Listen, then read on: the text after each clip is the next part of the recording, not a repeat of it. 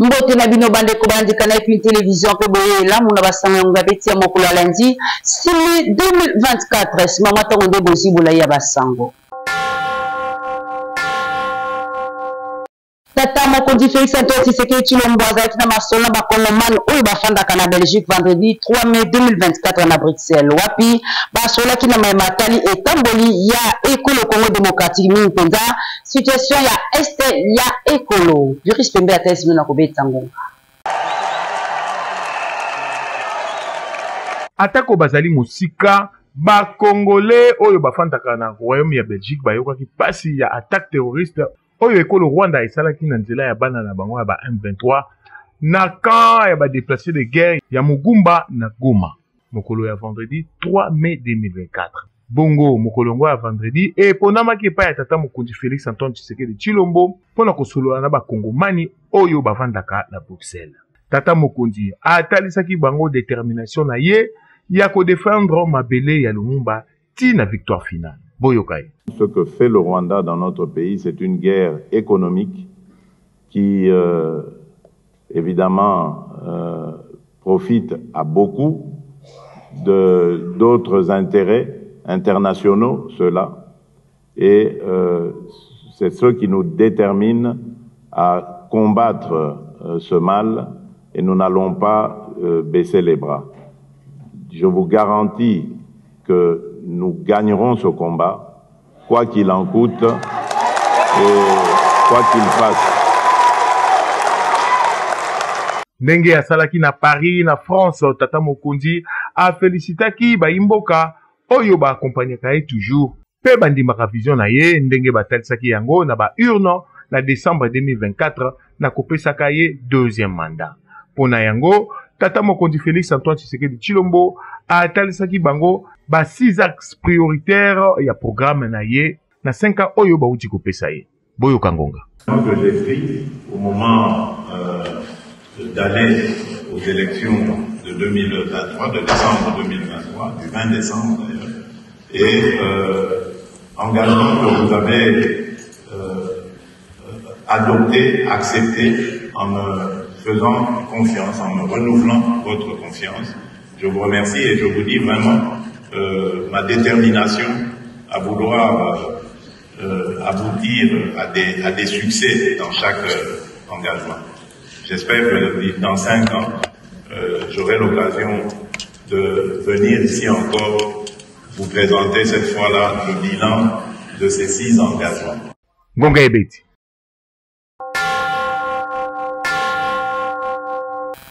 Gouvernement congolais l'Angela, ministre de l'Intérieur, Sécurité et Affaires coutumières, maître Peter Kazadi et réagisaki. Sima ya mongwa kibom na ba M23 na kada déplacé na Goma. Bolanda.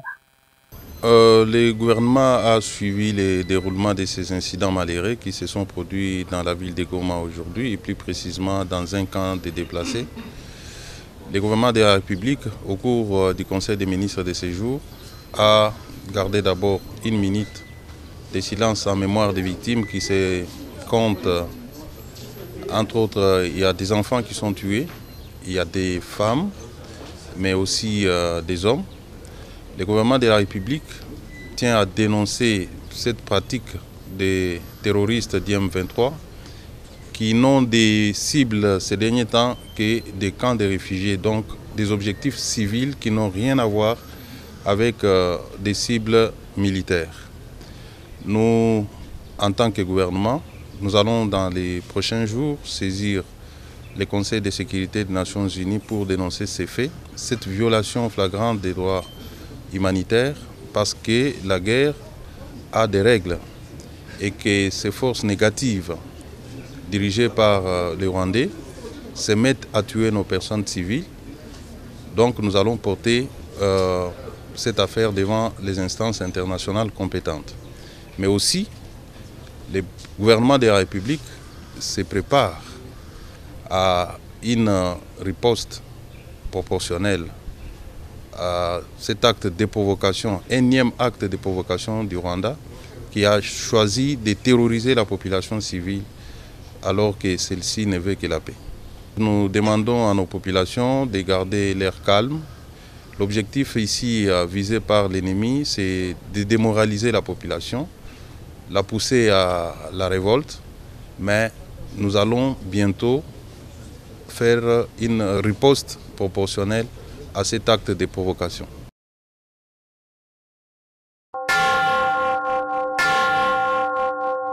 Namasanga mosusu ministre ya hydrocarbure mwana mboka Didier Boudimbu abetingonga pona kotalisa situation oyo ezali kosala ete carburant ekoma rare na bastation pona ye carburant ezali nango kasi se Congo nde azalaki nango akokoso pona kokabola yango azali na nzela ya alo ya Top Congo.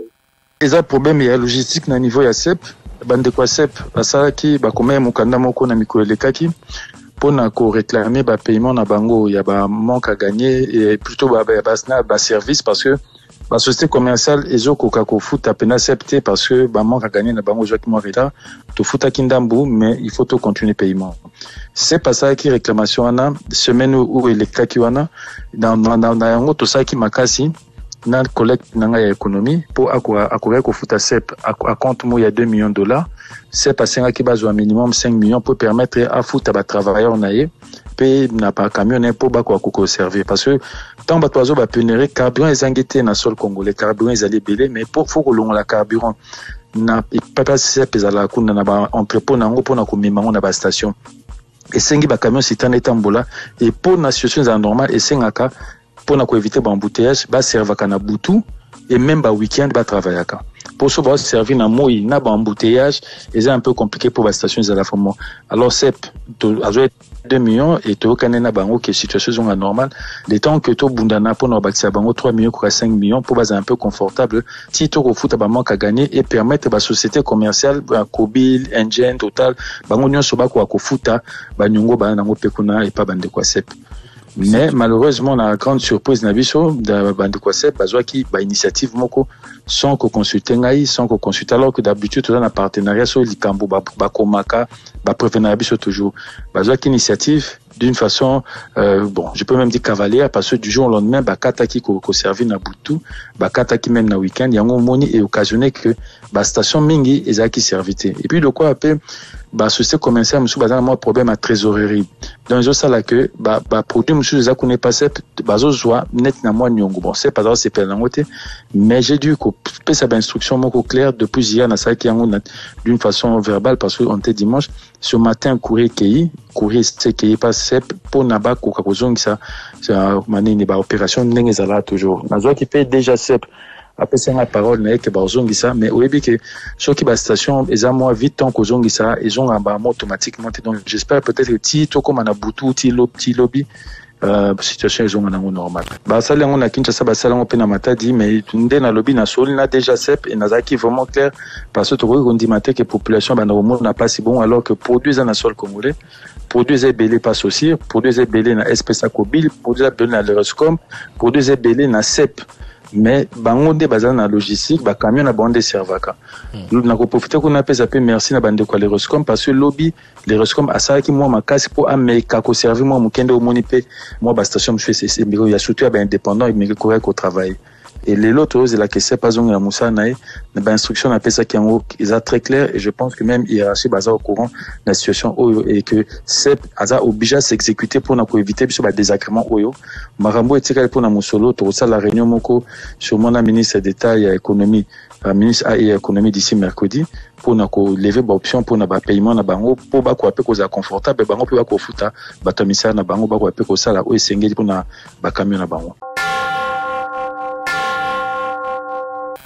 Namanatali basang éducation c'est que a été coup d'envoi pour la momekano ya hors session examen d'état édition 2024 et samati lundi 6 mai 2024 par la ministre de l'enseignement primaire secondaire et technique Mboka Tony Mwaba Kaza dina institut Lumumba examina commune alimité wapi bana basalaki dissertation voilà 952 334 candidats finalistes secondaires babandi mokolo ya lundi 6 mai 2024 ba épreuve ya hors session na 2959 centres ya examen d'état oyo et panzani na etandomu ba ekolo Congo démocratique pe na libanda ya ba frontière. Ministre ya enseignement primaire secondaire pe technique mwana mboka Tony Mwaba Kazadi apesaki coup d'envoi ya ba épreuve oyo na Institut Lumumba ya Limete na tournée oyo azalaki na yango na mwandambo ya école ya capitale wapi atalisaki reconnaissance na ye na tata mokonzi ekolo Félix Antoine Tshisekedi Tshilombo na manso azali kosala pona éducation ya bilenge.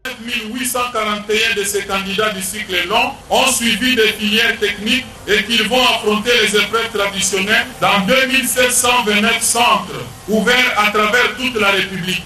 Les notes obtenues à ces épreuves vont compter pour la première journée de la session ordinaire. Quant aux épreuves du cycle court professionnel, elles seront organisées dans 269 centres regroupant 5335 candidats. Tony Mwaba asengaki bongo na ba finaliste bamipesa na fote kati batia confiance na bongo pe na enseignement oyo bauti bongo kolanda boyo kangoka. Que le Congo démocratique d'aujourd'hui et de demain que nous voulons fort et prospère est fondé sur des valeurs de paix, de justice, de travail, d'honnêteté, d'intégrité et de probité.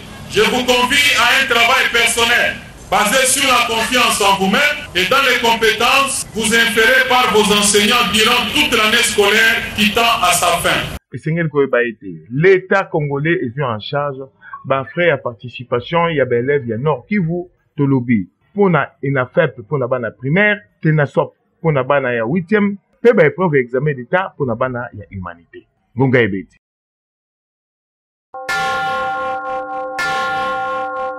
En tout cas, elle équipe vraiment très bien. Dans ce sujet, on a introduit en haut, on a développé, on a conclu. On a facile. Quand on rentre dans la classe, on de monia. Merci.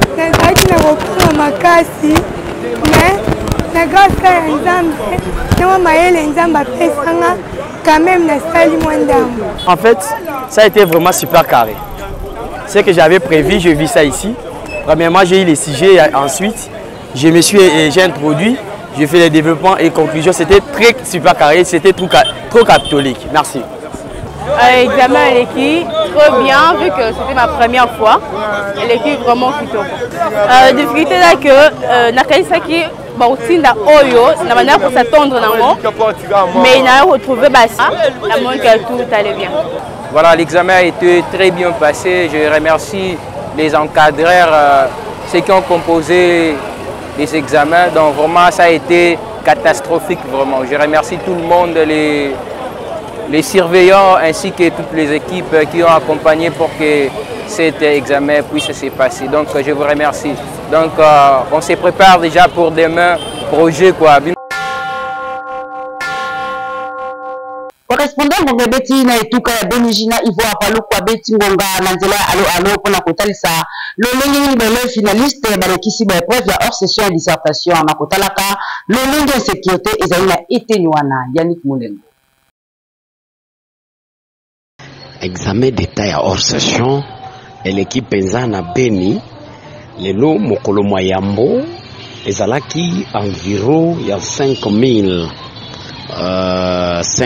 candidats to finalistes bo basali balekisi yango na Beni awa na Beni centre ezaki lancé par maire de ville policier Jacob Nyofondo na centre Beni ville 5 numéro 5 o izana institut de Beni wana Nyofondo abengisaki batu wana bazala penza makasi kosala o bazalaki koyekola na kelasi bazala na kobanga te yango elekaki na bokimia nanu ba incident eza ya ko signaler te me ba élève bao basili kosilisa mokolo mwalelo mwa dissertation ba mususu balobi bakolonga po eloko yango eza pete ba mususu bobi te compréhension eza nanu makasi bazotala mokonzi ya leta na bao bakokorige bayeba ke kotoyo masasi na stress ezali ebele bayeba façon nini ya kotalela correction ya kotoyo po bazali konyokwama mais bazali pe kosepela na ndenge nini bazwaki penza ba aide ya kofutela bango ba frais nyonso ya participation na gouvernement congolais ekosuka wana te batalela pe bango bien na ba correction po balonga eloko yango penza na lopete po bajali ko vivre na koyekola nyonso na kati ya masasi ya kolela ya stress ya kokima na kokufa Beni Jina Ivoa Paluku Ngonga Ebeti Kanale Kin.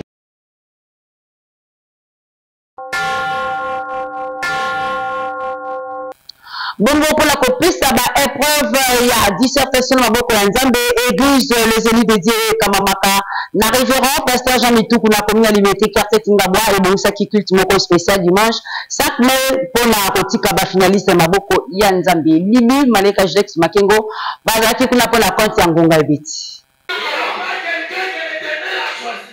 Église les élus dédiés au Ekambamaka na révérend pasteur Jean-Mitou Yango Ezwami na commune alimentée quartier Kingabwa na Rebéate cité du fleuve et bongisa ki culte moko spécial oyo batika ki ba finaliste nyonso bazali kolengele momekano ya examen d'état édition 2024 na maboko ya Nzambi awa ba invité de marque bazalaki lokolo la gloire Jévide Ade Joël Boulenge bazomaki pona lokumu yankolo babandaki na prière kafu kafu et longo na adoration pe louange o epesaki nzela na orateur pasteur Jean Mituku oyo aponaki thème le car c'est lui awa atalisaki bana na Nzambe mingi ba finaliste bango bazala na dima ba pesa confiance na bango pa ya Nzambe ba kozala dessus te pambate komama ba oyo bayaka pa ya Nzambe ba kufaka soni te na sima ya mateya ba bondelaki pona ba finaliste nyoso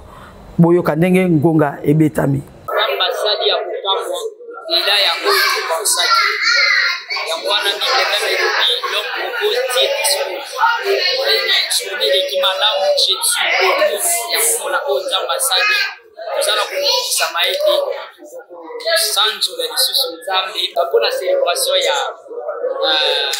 clôture ya ban exécutant pour nous célébrer récite na bango parce qu'il vient de recevoir l'onction pour les récites Kamba Yesu Kristo parce que Yesu c'est la solution moi Yesu parce que on est gestion de nous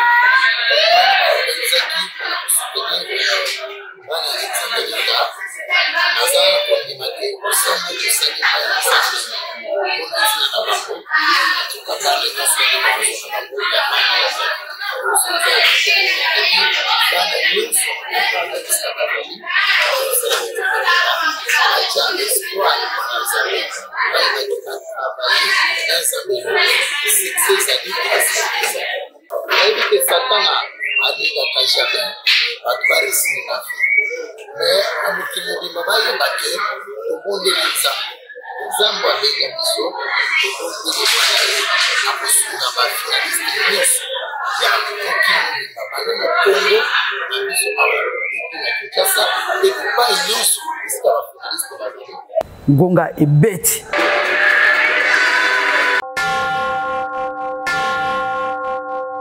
tout ce qui s'abasango ya éducation na complexe scolaire Nzamu ozami na commune ya Maluku wapi ba élèves bazali kokoba toujours na série na bango ya ba visite na ba école pe ba centre technique ozami na ba commune mosusu pour na samedi 4 mai 2024 bakitaki na Itinjili bolanda bilili ya Sardu Dingu pono.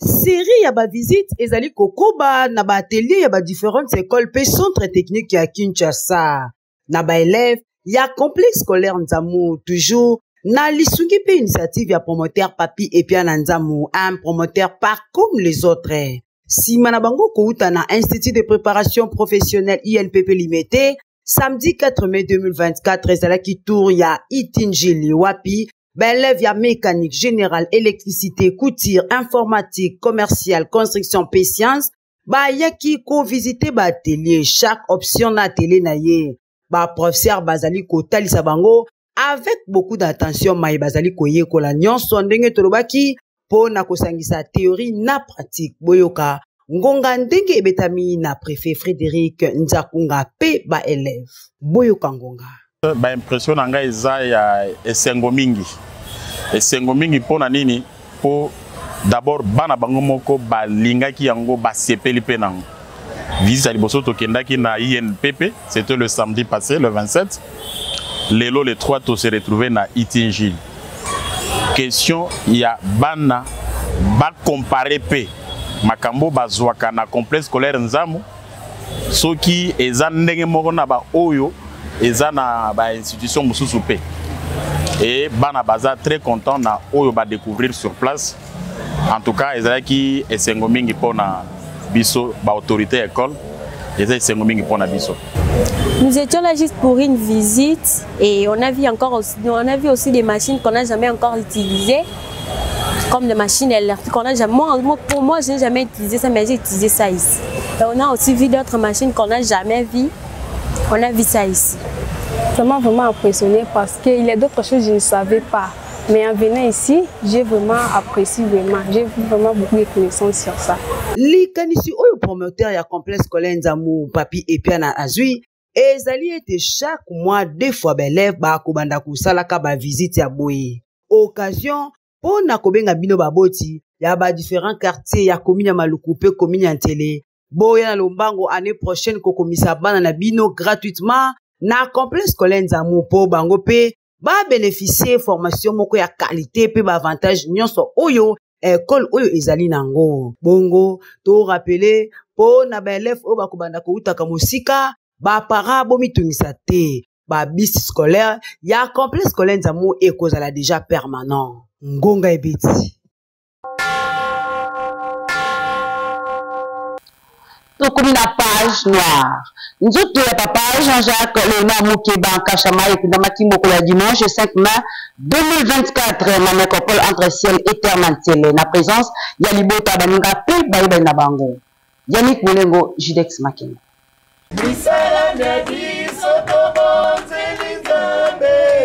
Veillez mortuaire te matin et souka pour na kokanisa papa Jean-Jacques Léonard Moukeba Kachama oyo akufaki uta mokolo ya lundi 29 avril eleki et salemaki mokolo ya samedi 4 mai 2024 na résidence familiale oyo ezomi na avenue Aérodrome na quartier Funa 1 na commune ya Barumbu. N'occasion oyo nde messe d'action de grâce et salemaki kaka na résidence familiale pour na kutonda nzambi. Nyonso elekaki kitoko na présence ya libota baninga pe bayebani ya mowei. Dimanche 5 mai 2024 nde nzoto ya papa Jean-Jacques Léonard Moukeba Kachama ebimaki na morgue ya hôpital du cinquantenaire awa recueillement et salemaki na assistance ya famille biologique baninga pe bayebani ya mowei. Sima ya mateya ba témoignage epesamaki esengeli koyeba ete papa Jean-Jacques Léonard Moukeba Kachama azalaki mosali na office de route. Sima ya ba témoignage nde balekaki na ba dépôt ya ba gerbe de fleurs. Disparition ya papa Jean-Jacques Léonard Moukeba Kachama et salaki pasi makasi na libota pe na baninga na ye. Sima Corbière et zwaki nzoto ya mowei destination cimetière nécropole entre terre et ciel. Bota la ndenge lekaki.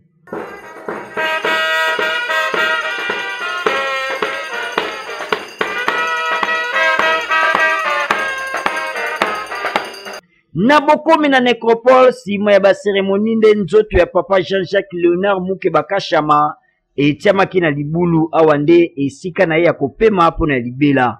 Ngonga ebeti.